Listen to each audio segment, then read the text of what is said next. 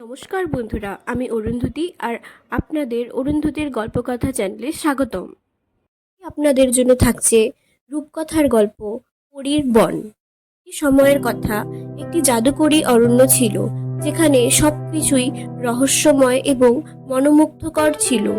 কারণ এখানে নানান রকমের পরী, দানব আর জাদুকরী প্রাণীরা বসবাস করত। মানুষদের কাছ থেকে এই বনটি লুকিয়ে রাখা হয়েছিল কারণ এটি ছিল জাদুর জন্য একটি বিশেষ স্থান।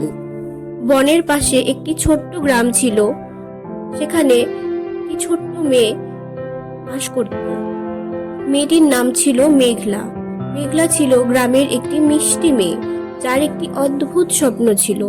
সে সবসময় স্বপ্ন দেখত যে একদিন সে এই রহস্যময় বনে প্রবেশ করবে আর পরীদের সাথে দেখা করবে।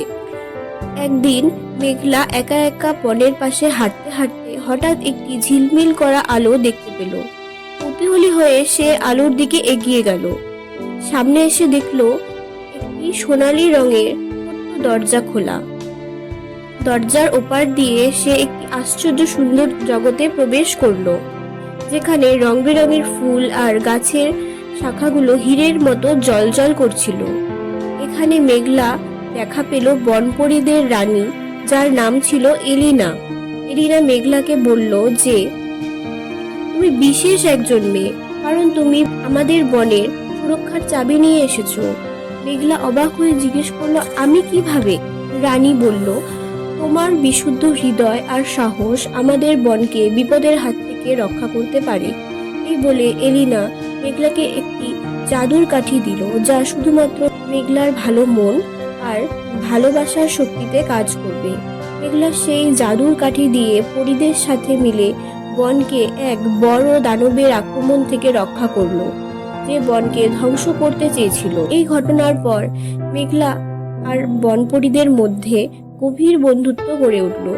সে নিয়মিত বনে আসতে থাকলো আর সবাই মিলে বনটিকে আগের মতোই সুন্দর ও জাদুকরী করে তুলল। এভাবেই মেঘলা আর তার জাদুকরী অরণ্যের গল্প ছড়িয়ে পড়ল চারিদিকে, আর মেঘলা হয়ে উঠল বনের সত্যিকারের নায়িকা।